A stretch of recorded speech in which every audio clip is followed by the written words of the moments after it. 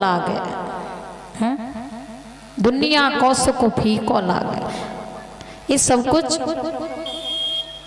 मेरे लिए बेकार है, नासवान है, मुझे कुछ नहीं चाहिए, सिर्फ गोविंद चाहिए, गोविंद की भक्ति चाहिए।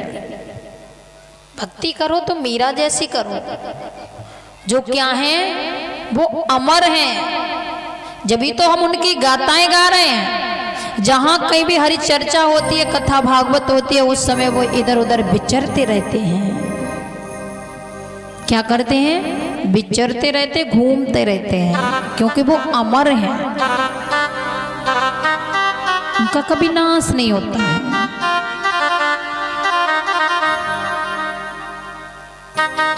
सुखदेव जी कहने लगे, राजन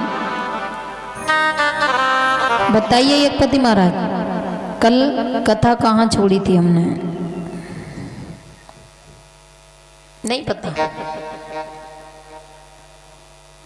एकपति महाराज कह रहे हैं हमें नहीं पता कहाँ है, ध्यान नहीं रहता है, कोई बात नहीं। कह रहे थकत पे तो प्रतिदिन ही छोड़ते हैं हम। श्री सुखदेव जी से राजा परीक्षित ने प्रसन्न किया। क्या प्रसन्न किया? सुखदेव जी से राजा परीक्षित ने प्रसन्न किया, क्योंकि कल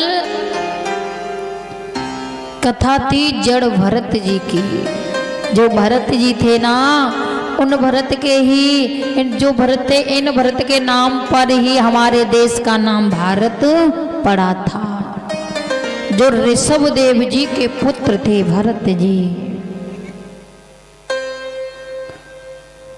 लेकिन सुखदेव जी से राजा परीक्षित ने प्रसन्न किया, कहने लगे गुरुदेव मुझे ये बताइए कि हमने तो जीवन में इतना पाप नहीं किया, लेकिन मैंने सुना है कि जो अजामिल था वो बहुत बड़ा पापी था, लेकिन फिर भी उसे वैकुंठ की प्राप्ति हुई, फिर भी परमात्मा स्वयं भगवान विष्णु उसके लिए विमान लेकर के आए थे। ऐसा क्या हुआ था? कहा वंदे गोविंद देवस्य नामो नारायणं सदा अबोधि चापयदोचर्या युक्त पापो अजामिल। काहे गोविंद, हमेशा हम तुम्हारा नाम जपते रहते हैं, अबुद्धि है, पापी है, लेकिन अजामिल को मुक्ति कैसे मिली? हमने तो जीवन में इतना पाप नहीं किया, लेकिन अजामिल तो बहुत बड़ा पापी था, फिर भी उसे मुक्ति कैसे मिल गई? जरा मुझे बताइए कि ये जो अजामिल था कहाँ का रहने वाला था? सुखदेव जी कहने लगे हे राजन, ये जो अजामिल था ये कान कुंज देश में रहता था। कहाँ रहता था? कान्य कुंज देश में रहता था। ये बड़ा ही पवित्र ब्राह्मण था, बड़ा सीधा साधा ब्राह्मण था, और ये भगवान का भजन भी किया करता था। एक दिन क्या हुआ कि ये अजामिल घूमता फिरता जब जंगल की तरफ गया, तो इस अजामिल ने एक वेश्या को देखा। किसे देखा? इस अजामिल ने एक वेश्या को देखा। जब वेश्या को देखा तो उस वेश्या को देख करके अजामिल मोहित हो गया। जब मोहित हो गया, अब तो वो अजामिल क्या करता है, समझा बुझा करके उस वेश्या को अपने घर ले करके आ जाता है।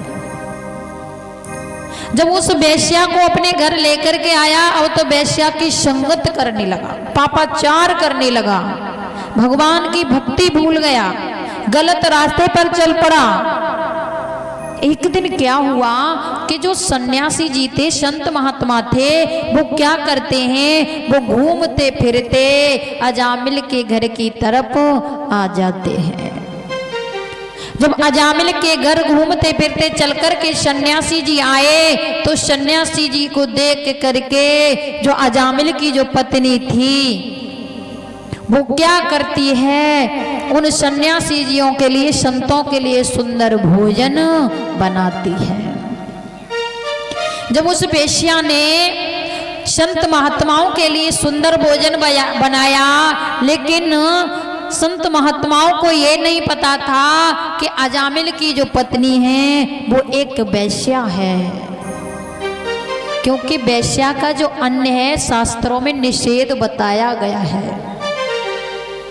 अब तो उस वेश्या ने सुंदर भोजन बनाया, अजामिल की पत्नी ने। जब संत महात्माओं ने सुंदर भोजन को प्राप्त किया है, जब भोजन किया है, भोजन करने के बाद अब तो संत महात्माओं ने कहा, अजामिल आ जाता है अपने घर।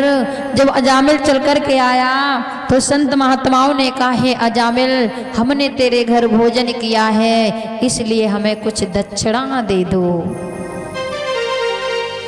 क्या कहा? हमने भोजन किया है तो हमें दक्षिणा दे दो। अजामिल कहने लगा, शुक्र करो कि मैंने तुम्हारे कमंडल और पोते पुश्ते नहीं छीने हैं, मैं किसी को दक्षिणा नहीं देता हूं। लेकिन संत महात्माओं ने कहा, अजामिल, हम तुमसे कोई धन और दौलत थोड़ी मांग रहे हैं। क्या कहने लगी संत? कोई धन दौलत नहीं मांग रहे हैं, क्योंकि देखिए संत जो होते हैं वो कभी हमसे धन दौलत नहीं मांगते, सच्चे संत होते हैं वो। संत क्या मांगते हैं? जो हमारे अंदर बुराइयां हैं वो उन्हें मांगते हैं।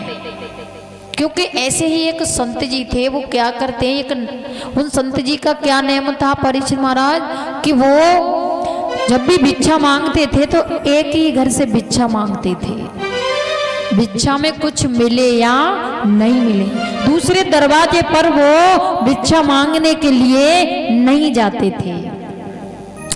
एक दिन क्या हुआ कि जो संत जी थे वो अपने शिष्य के साथ में गए एक नगर में। जैसे ही प्रथम दरवाजे पर जाकर के आवाज लगाई, जब आवाज लगाई तो कहा, माताम भिक्षाम दे, माँ भिक्षा डाल दो। जब भिक्षा के लिए बोला है तो उस घर में से एक नन्ही सी बालिका निकल कर के आई। जब नन्ही सी बालिका निकल कर के आई तो उस बालिका ने कहा, संत जी हमारे घर कुछ नहीं है देने के लिए। लेकिन संत जी ने कहा, बेटी जो भी घर में हो वही दे दो। लेकिन उस लड़की ने कहा, संत जी हमारे घर में कुछ नहीं है, हम बहुत बड़े गरीब हैं। लेकिन संत जी ने कहा, बेटी जो भी हो वही दे दो। लेकिन उस नन्ही सी बालिका ने कहा, संत जी हमारे घर में कुछ नहीं है, आज 7 दिन हो गए, 7 दिन से भोजन भी नहीं खाया है, बहुत बड़े गरीब हैं संत जी हम। लेकिन फिर भी संत जी ने कहा, बेटी जो भी घर में हो वही मेरे भिक्षा पात्र में डाल दे बेटी, मैं खाली पात्र लेकर के नहीं जाऊंगा। लेकिन उस लड़की ने कहा, संत जी मेरे घर के आंगन में धूल है, धूल के सिवा कुछ नहीं है तुम्हें देने के लिए। संत जी ने कहा, बेटी यदि तेरे घर के आंगन में धूल है तो उस धूल को उठा करके मेरे भिक्षा पात्र में डाल दो। आज वो कन्या क्या करती है, अपने आंगन में से धूल उठाई और धूल उठा करके संत जी के भिक्षा पात्र में डाल देती है, और संत जी धूल ही लेकर के चले जाते हैं। जब संत जी धूल लेकर के चल दिए तो संत जी के जो शिष्य थे, शिष्य ने कहा, गुरुदेव ये धूल भी कोई भिक्षा होती है, हा? जो तुम धूल लेकर के आए। संत जी ने कहा, बेटे आज इसने धूल दी है, कल ये फूल भी अवश्य देगी। इसके अंदर देने का संस्कार तो स्थापित हुआ। ये तो मेरे बाद कोई संत चल कर के आएगा तो ये उसे खाली हाथ नहीं जाने देगी, कहेगी कि एक संत जी आए थे, हमारे पास कुछ देने के लिए नहीं था हमारे घर में, लेकिन फिर भी वो धूल लेकर के चले गए। संत कभी धन दौलत नहीं मांगते, हमारे अंदर जो बुराइयां हैं, हमारे अंदर जो विकार भरे हुए हैं उन्हें मांगते हैं, उन्हें दूर करते हैं।